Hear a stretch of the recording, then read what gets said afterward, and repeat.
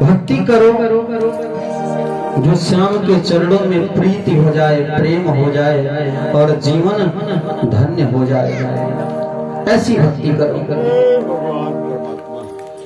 कहते ब्रूहि योगेश्वर कृष्ण ब्रह्मण्ये धर्मवर्मणि।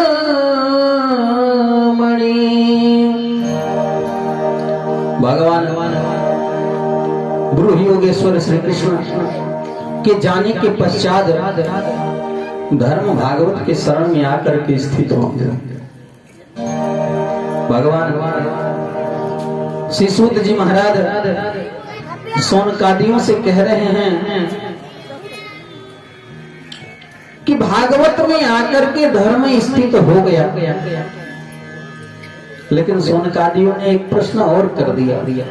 बोले गुरु जी भागवत में धर्म आकर के स्थित हुआ भगवान के जाने के पश्चात, मुझे कुछ समझ में नहीं आया। ये भागवत कहां से आ गया? भागवत की रचना हुई कैसे? भागवत के आचार्य को किसको नियुक्त किया गया? क्योंकि भागवत कोई साधारण पुस्तक नहीं है, ग्रंथ नहीं है, परमहंसों की संहिता है। प्रत्यक्षावर्तते हरि, प्रत्यक्ष रूप से भगवान श्री कृष्ण की साक्षात वांग्मय प्रतिमूर्ति है भागवत। इसकी रचना तो साधारण रूप से नहीं हुई होगी, क्योंकि कस्मिन् युगे प्रवृत्तेयं स्थाने वा केन हेतुना कुतः संचोदितो कृष्ण ततो धर्मनिरूपणः। भागवत की रचना कैसे हुई? किस युग में हुई? कस्मिन् युगे, स्थानीय वाक्यन हेतुना, किस स्थान पे, किससे प्रेरित होकर के महर्षि वेद व्यास जी ने इस ग्रंथ की रचना की, कृपा करके बताएं। बोले द्वापरे समनो प्राप्ते तृतीये युग पर्यये जातः पराशराद्योगी वासभ्याम कलया हरे। द्वापरे समूह प्राप्ति तृतीय युग पर, द्वापर के तृतीय युग में महर्षि पाराशर की पत्नी सत्यावती के गर्भ से भगवान वेद व्यास जी का अवतार हुआ। बोले व्यास जी महाराज की जय हो।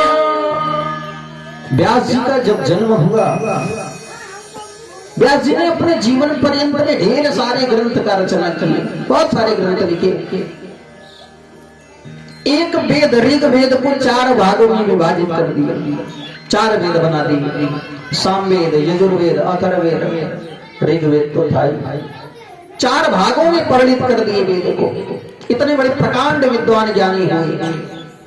17 पुराण की रचना कर डाली। उपनिषद, छंद, ज्योतिष, कल्प, वैदिक वांग्मय के 40 क्षेत्र महर्षि वेद व्यास जी ने लिख डाला।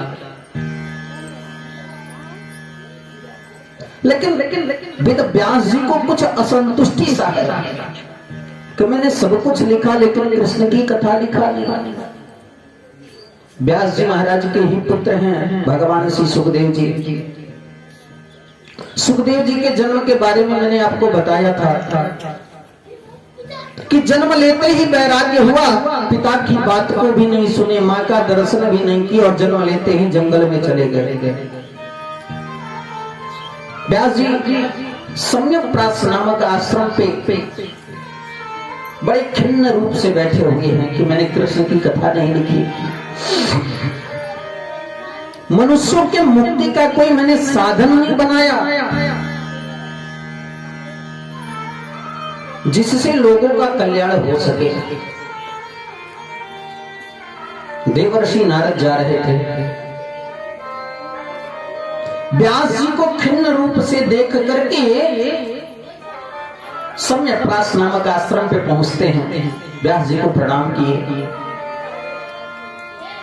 बोले महर्षि बड़े चिंतातुर हो, किसी बात का गहन चिंतन कर रहे हैं, अपने दुख का कारण कृपा करके बतावें। व्यास जी ने बताया कि मैंने सब कुछ लिखा लेकिन भगवत कथा नहीं लिखी। भगवान को प्राप्त करने का कोई मैंने शब्द नहीं लिखा अपने ग्रंथों में। लिखूं कैसे, साहस ही नहीं होता। देवर्षि नारद कहे, आप मुझे जानते हैं? अहम पुरातीत भवे भवम मुने दास्यास्तु कास्याश्चन वेदवादिना। जो मैं बीड़ा पे तान छेड़ता हूं नारायण नारायण नारायण नारायण, कि मैं अपनी मर्जी से नहीं छेड़ता। भगवान की कृपा हुई है तब मैं ऐसा करता हूं। अहम पुरातीत भवे भवे मुने दास्यास्तु कास्याश्चन वेदवादिना। मैं एक दासी का पुत्र था। संत जन मुझे रामदास रामदास कह के बुलाया करते थे। पर सुनी सुनी सुनी, एक बार हमारे एक आश्रम में हमारी माता जी गौ सेवा का काम करती थी, दासी थी, और वहां पे उस आश्रम में ढेर सारे संत आया करते थे। एक बार चातुर्मास लगा। ये चातुर्मास लगता है बरसात के महीने में। 4 महीने तक संत लोग एक स्थान से दूसरे स्थान पे यात्रा नहीं करते, एक ही स्थान पे रह के 4 महीना भजन करते। चातुर्मास जब प्रारंभ हुआ, कुछ संत आश्रम में आए। पिता का तो पहले मेरे मृत्यु हो चुका था, लेकिन मैया के सहारे में भी जीवन जीता था, संतों की सेवा करता था, और माता गौ का सेवा करती थी। संत जन भोजन प्रसाद दे दिया करते थे, जैसे तैसे जीवन का निर्वहन होता था। लेकिन जब चातुर्मास में संत एकत्रित हुए तो मैंने बड़ी खूब सेवा की मन से संतों की। और जब संत भगवान भोजन कर लेते तो उनके पत्तल में बचा हुआ जूठा अन्न जो था उसको मैं ग्रहण करता था। उसे कहते हैं शीत प्रसाद। उस शीत प्रसाद को मैंने जूठे अन्न को ग्रहण किया, जिससे मेरा मन बुद्धि चित्त अहंकार सब कुछ शुद्ध निर्मल हो गया, सात्विक हो गया। और अब तो धीरे धीरे करके भगवान के प्रति प्रेम बढ़ने लगा, भगवान का मैं भजन करने लगा धीरे धीरे। माता कभी कभी रुष्ट होती थी कि अन्य कार्य को न करके तुम केवल भजन करते हो इसी उम्र में, लेकिन फिर भी मैं भगवान का ही भजन करता। भगवान की कृपा व संतों के आशीर्वाद। एक दिन की बात है, मेरी मैया गौ का दोहन कर रही थी, किसी सर्प ने आया, डस लिया, मेरी माँ का भी मृत्यु हो गया।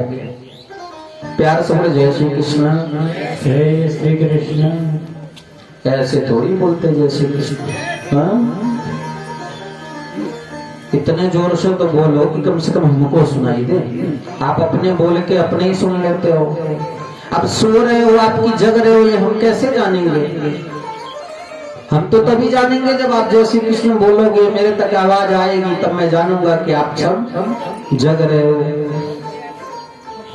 सुनो, जय श्री कृष्ण बोलने से आप दुबले नहीं होगे, मुंह भी नहीं छोटा होगा, उतना ही बड़ा रहेगा। आप लोग भोजन तो कम ही करते हैं, भोजन कम करते हैं। प्यार से बोलो जय श्री कृष्ण। इतना मतलब कम है।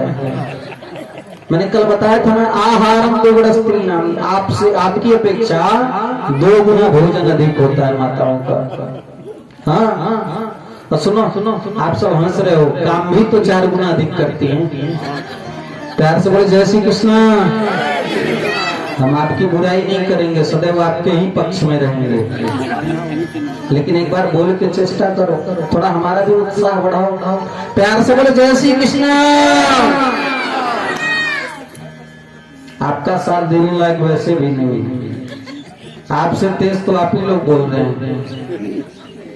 लेकिन एक बार कोशिश करके देखो, आप लोग चुप रहना, आप ही लोग बोल के दिखाओ। प्यार से बोले जय श्री कृष्ण। ये भी कम थोड़ी। समय व्यतीत होने लगा। देवर्षि नारद कहते हैं कि उस संतों की कृपावश जब मैया का मृत्यु हो गया तो मैं दिन रात भजन करने लग गया। दिन रात भजन करता था। भजन के प्रभाव से हमारे शरीर का अंत हो गया और जब दोबारा मुझे जन्म मिला तब मैं देवर्षि बना। तो यदि संतों की कृपा से, ब्राह्मणों की कृपा से मैं दासी का पुत्र देवर्षि बन सकता हूं, देवताओं का महर्षि बन सकता हूं, तो भला आप तो व्यास जी महाराज ज्ञानी की आपको कमी नहीं है। आपको मैं प्रेरणा देता हूं कि कृष्ण भगवान की कथा को जरूर लिखें।